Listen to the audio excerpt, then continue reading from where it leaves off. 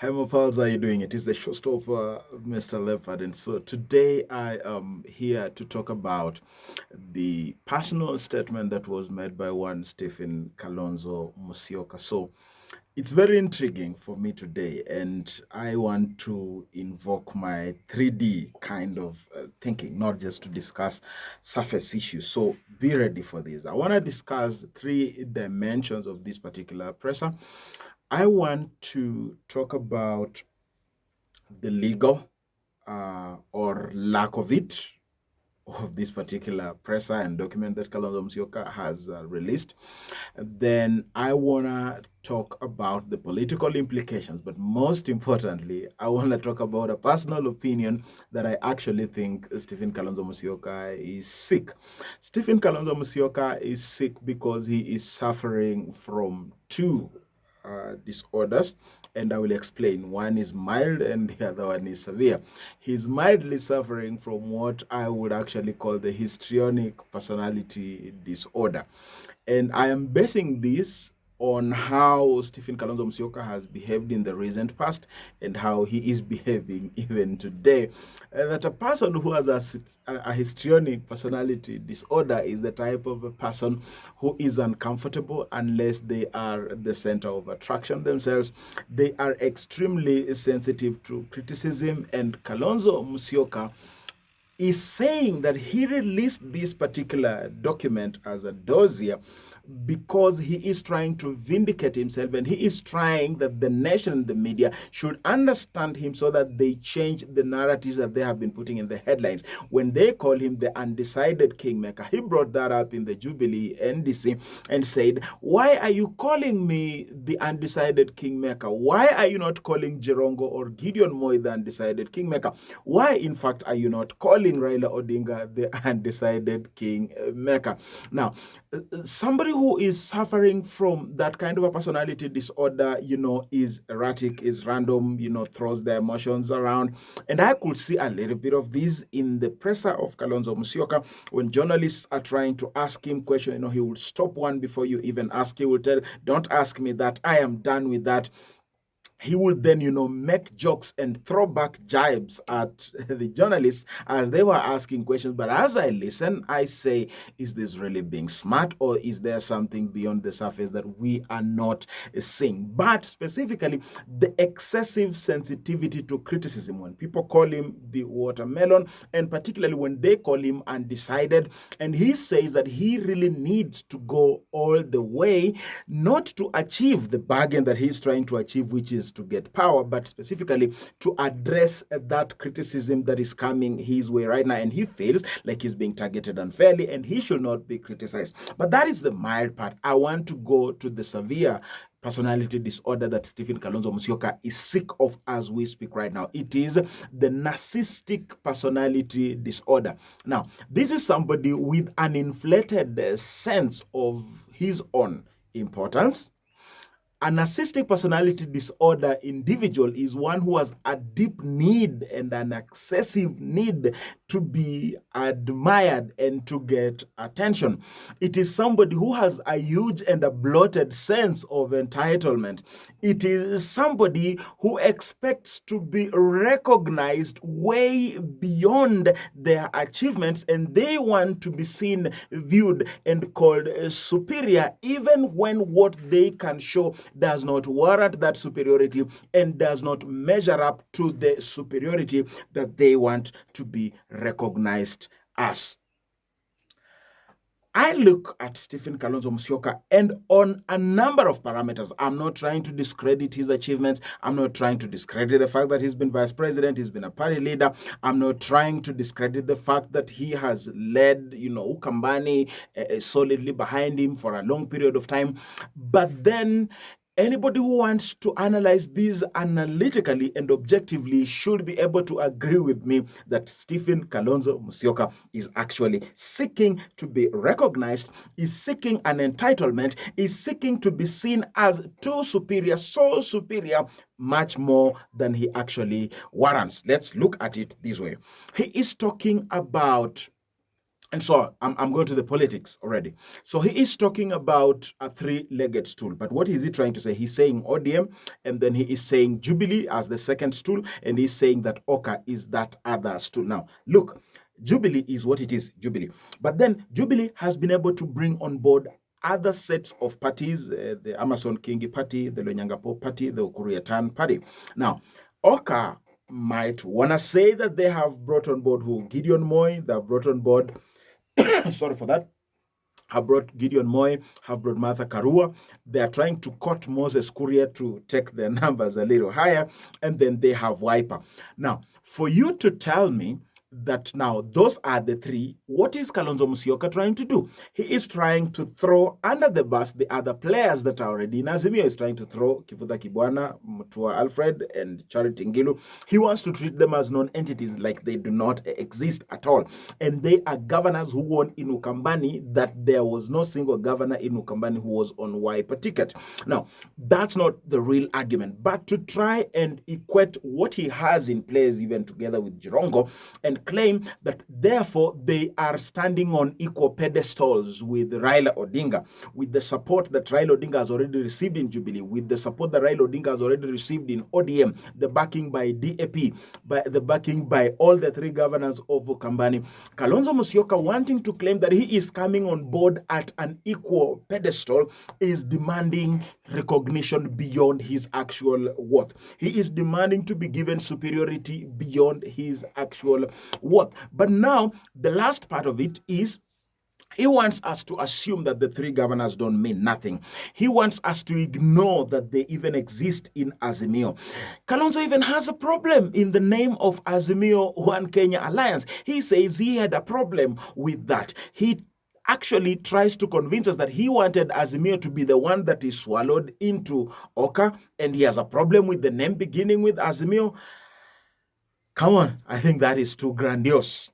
An entitlement is too grandiose, a seeking of recognition. And I am hereby saying that Stephen Kalonzo Musyoka is suffering from a narcissistic personality disorder. Let me then take you to the legal aspect of it. So he comes and flashes at us a document, and he is actually trying to tell us that it's a legally binding document. Now, that is stupid. Kalonzo Musyoka is a senior counsel, so for heaven's sake, if you want to argue with us, argue respecting our intelligence, even just a little bit. So he cherry picks certain clauses and says the first clause is that, H and Q, Raila will be president, he'll be running mate, and then this is binding such that when in 2022 he will support him whether they win the presidency or they do not win. So he cherry picks those particular clauses, but he then avoids clauses therein in the same document as follows. Number one, that quote and clause that he reads is read in the context of a NASA coalition with the H and Q being the leader of ODM and the leader of Wiper. So it is in black and white in that particular document that the same clause that he read, cherry picking the words that apply and then saying underline this and underline that, it says it is in the context of NASA. So legally speaking, NASA is dead. He goes ahead to say it is dead. But now this is the crux of the matter. Kalonzo Musyoka is a senior counsel. Please don't make the legal profession look that stupid. What do I mean to say? That particular document, it talks about the authenticity of that document. That originally signed and stamped copies are domiciled with 3 people. So the depository of it is with 4 people actually, other than Kalonzo Musyoka. So it's with Kalonzo Musyoka, it's with Raila Odinga, it is with Professor Kivuta Kibwana, and it is with Professor Makau Mutua. This same legal tenet, I've even seen, like senior lawyers like, Donald Kip Korir saying the underpinning aspects of it. And I read that and I said, like, seriously, this is supposed to be like a senior lawyer? That's what he's saying. But it's okay. Let me talk about my own as Nigerians will say. So the legal tenets of it go ahead to say as follows: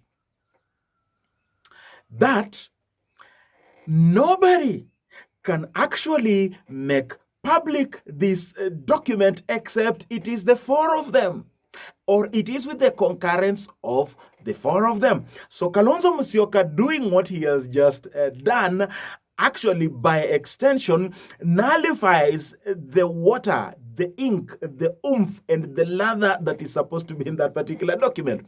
It is also written that Professor Makau Mutua is the only one of the four of them who has exclusivity that he can actually display in public the contents of that particular document. Otherwise, this document is legally binding to have remained in private, to have remained in secrecy. You know, the whole aspect of that when they form power in the second year, Odinga will start giving him certain duties, presidential duties, and then he will campaign formally for him, and then he would later endorse him. All these were private elements, and the same document says that they must not come into the public realm except on two conditions, except that they agree, the four of them. So Kivuta Kibwana, Professor Makau Mutua, Raila Odinga, Kalonzo is standing alone, and he talks about the legal binding document. If it was still legally binding, then he just trashed it down the toilet and used it as tissue paper. And the other clause is that Professor Makau Mutua is the only one who had exclusivity to it, that he could actually spill the beans in public on his own in the event that the others were not having consensus on it. So the legal aspects of it, it's nonsense, utter nonsense. Let's go to politics.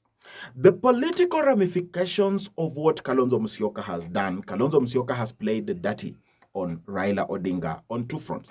Number one, you cannot come to negotiate on the table by then trying to paint the other player in bad light. The best he could have done, he says he's a diplomacy fella, and now Kalonzo Musyoka had a lot of respect from me as a diplomatic guy to the core. Now, if he had the guts in a political statement, a personal political statement, to discuss the contents of a diplomatic row in Southern Sudan on the militarization of Southern Sudan, where there is a military that is allied to the opposition and a military that is allied to the ruling government, and the details of the same, an assignment that he was given in trust by the president, a diplomatic assignment. If Kalonzo Musyoka could discuss that in a presser that was not even an Oka presser, but a personal presser. That is why I say he has these personality disorders. And I am challenging any clinical psychologist for that matter, not even counseling psychologist. I'm challenging any clinical psychologist to tell me on my face that I am wrong with what I am saying, because clinical psychology allows for diagnosis. It is actually the practice. So Kalonzo Musyoka tries to paint Raila Odinga in bad light. And while doing so, he is causing two things. Number one, he thinks that he is trying to create an uproar in Ukambani or around Kenya, which will then give him sympathy to say that he is probably entitled to that. Now, if he had come diplomatically and quietly and told the president, look at this, he told him to lead the discussions, that would have made sense. But by trying to paint Raila in bad light, he is actually making it completely impossible for Azimio to have these discussions with him. Number two, you need to understand and ask yourself that when Jirongo says in his NDC that we as Oka are running out of time to sign deal with Azimio, what does that portend? What does that mean? This personal presser of his, did it have the blessings of Gideon Moi? Did it have the blessings of Martha Karua? Did it have the blessings of Cyrus Jirongo? Because if Cyrus Jirongo and Martha Karua and Gideon Moi and any other player in Oka, with an exception of Moses Kuria, who could actually just concentrate on fielding his candidates in his party, if they feel that Kalonzo Musyoka is elevating himself above Oka, then he is doing exactly what he's chastising Raila Odinga about. That Raila Odinga elevated himself as a person above NASA and above the core principles. Then I can predict that the instruments of coalition shall not be deposited to the registrar of political parties as far as OCA is concerned. And what's going to happen is that OCA shall disintegrate. Mark that statement. Keep it close to your heart, and that's what's going to happen exactly. Kalonzo Musyoka will be left all alone. And why am I saying this? I am saying this because I have already shown you the personality disorder of Kalonzo Musyoka, which is a personality disorder that Moses Wetangula also suffers. But this is the point. The point is that Charity Ngilu spoke in the NDC of Jubilee and said that, Mr. President, how did you manage to bring these people together, these people with an inflated ego? The ego that Charity Ngilu was talking about are the exact things that I'm talking about. Making yourself the center of attention, wanting admiration and approval, being too sensitive to criticism that you cannot take criticism. Come on, look, Uhuru Kenyatta has been called all manner of names as recent as 2 days ago. Raila Odinga was reminding and saying that, I called you Mlevi. Uhuru Kenyatta has been called a murderer and all those kind of things up to ICC. So what? According to him, William Ruto has been called names. He's been called a thief. He's been called a murderer. He's been called the chief corrupt officer. So what? Raila Odinga has been called a devil worshipper. He has been called Muganga. He has been called all those bad things. They never fight so viciously and ferociously like Kalonzo Musyoka simply for being called undecided. That is a narcissistic personality disorder that we are dealing with. We are dealing with a sick person in actual sense. But to close the politics of the day, Kalonzo Musyoka is not necessarily going to have the last of it because of 3 reasons. Number 1, the moment Kalonzo Musyoka did not appear in the 31st January mock swearing in at Uhuru Park, that is when he lost his moral authority to prosecute the things that he's prosecuting right now. And ODM is going to bring them back. So he has no moral ground to make the claims that he's trying to make now. Number 2, we have traveled this journey before. In 2007, Kalonzo came with the same mega entitlement and walked away with ODM Kenya. Raila Odinga disapproved him by going to find him Manyara, and he made ODM Chungwa, and he was able to run a campaign from scratch, a campaign which many of you will agree with me that in 2007, ODM won the election fair and square if it were not for Tharaka Nithi cheating. If you disagree, so be it. But politically, ODM as Raila Odinga, with ODM only, he actually beat Mwai Kibaki. Kalonzo Musyoka only survived because Kibaki did what he did, and then Kalonzo Musyoka akapita katikati yao, as you know it. So let us come to the present, which is my 3rd point, and I'm closing. 2-legged stool. We need to ask ourselves what is different today. What is different today that whereas Kalonzo Musyoka was having the sway in Ukambani exclusively to himself, Raila Odinga had Charity Ngilu at that time, but now has Kivutha Kibwana and has Maendeleo Chapchap Dr. Alfred Mutua. So the matrix is different. The ground has shifted. The center of gravity has a directional shift. But most importantly, there is another factor in this game. It is not purely a Raila Odinga equation. It is also a Uhuru Kenyatta equation.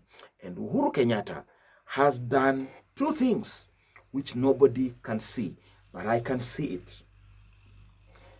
The number 1 thing that Uhuru Kenyatta has done is that he has done what he did to Musalia Mudavadi in 2013. Distract his campaign. He distracted Musalia's campaign and told him, come. You remember the Mandimoni moment? Come. And Musalia Mudavadi came and got that fake hug from Uhuru Kenyatta. And once his campaign was disorganized, he was then told, if you feel you're too sweet, go away. So Kalonzo Musyoka had his campaign very focused in Oka. And then his people believed he should come to Azimio. Now he has come to Azimio. He has already agreed and endorsed that he is in Azimio. And so if he walks away, he will be like Musalia Mudavadi. He could go to the polls, but he may not perform as effectively. And in fact, I have already said he might as well lose Cyrus Jirongo and Gideon Moi in the process and become weaker than he actually was before he went into Azimio. Thanks to Uhuru Kenyatta. But the last part of it, which nobody will tell you, not even the professors of political science will tell you this. I need you to go back to YouTube and Google the resolutions of the Jubilee NDC, 1, 2, 3, 4, 5, 6, 7. I think there were 7. Listen to resolution number 4 and resolution number 5. Resolution number 4 said that they are allowing the executive, okay, to support the candidate, the presidential candidate of Azimio One Kenya. Underline Azimio One Kenya. It's not Azimio One Kenya Alliance. It's not Azimio Oka. It's Azimio One Kenya. The resolution number 5 is that they are allowing their NDC, their executive, to continue in discussion and in consultation with other like-minded parties towards the formation of Azimio One Kenya. Underline Azimio One Kenya. I'll take you to resolution number 3. Resolution number 3 was to embrace, accept, and approve the discussions, the political discussions and affiliations and cooperations that have already taken place, which includes the Ukuru Yatani, Lonyangapo, and all that. So, resolution number 3 was putting resolution number 4. Number 3 was putting a tick to the cooperation that had already been arrived at with the Kingi Party, Lonyangapo Party, Ukuru Yatani Party, and Jubilee. Then resolution number 4 was about what I've just said. Then resolution number 5 was approval of the candidature. Am I confusing myself? 5 and 6. Okay, the 3 resolutions following one another. One was to approve what has already taken place. The second one was approving and accepting that they are going to back the presidential candidate of Azimio One Kenya. And then the third one was allowing the party to continue consultation and negotiation within the umbrella of Azimio, towards the presidential election. So what I want you to understand is that the NDC of Jubilee has already approved the candidature of Azimio One Kenya. Azimio One Kenya.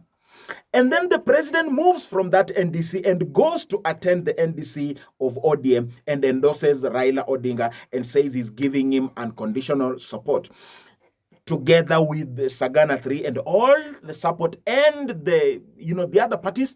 Not Martha Karua. Charity Ngilu said we have already approved Raila Odinga. Chap said we already done with that particular business. Kivuta Kibwana said Kalonzo is bringing confusion into Azimio. He knew the confusion was the letter and the document of today. Wafula Wamnyinyi said in our NDC we've already approved Raila Odinga. So Azimio is Raila Odinga. It cannot be otherwise. Uhuru Kenyatta has clearly said it is Raila Odinga, it can't be otherwise. It is Raila Odinga whom Jubilee MPs have taken down to the mountain. PNU also supported Jubilee, and he is the chairman of the presidential campaign of Raila Odinga. So Jubilee is squarely within Azimio. But what are we missing? What we are missing is that Jubilee approved the Azimio One Kenya in the NDC. It didn't approve Azimio. It didn't approve Azimio La Umoja. It was Azimio One Kenya. So in the campaign, you will find Azimio One Kenya. What does that mean? Uhuru Kenyatta has effectively and successfully stolen the identity One Kenya. The way he stole in 2013, Jubilee was first proclaimed by Margaret Wanjiru in the ODM merger with Kalonzo Musyoka to form CORD. So technically, Uhuru Kenyatta has done the same thing. He has already stole the identity of One Kenya. And even if Kalonzo walks away, Azimio will go down to the people and say, we are not necessarily Azimio la Umoja. It will be Azimio One Kenya, together with Kalonzo Musyoka's identity. And if the NDC is already done and dusted, the resolutions are most likely already deposited with the registrar of political parties, at least so far it is possible. And Azimio One Kenya came as a surprise for Kalonzo Musyoka. He was saying that I had a problem with the name, which means he was introduced to that particular name at that particular time. So you can't tell me that our whole president did not have a legal think tank to think through that and a political think tank to think through that to secure it. And what does that mean? It means Kalonzo ameshamwaga. There's nothing he can do about it. He either ships up or ships out, having lost his virtue, his seed, and his value already in Azimio. If he leaves Azimio, he will leave Azimio limping and much weaker. It is the showstopper. Mr. Leopard, stick here for deep thinking, analysis of political developments and current affairs. Mr. Leopard himself. Until we meet again to talk about this kind of stuff, stick around, subscribe to my YouTube channel, Mr. Leopard TV, and let's keep it authentic, forward-looking, and deep.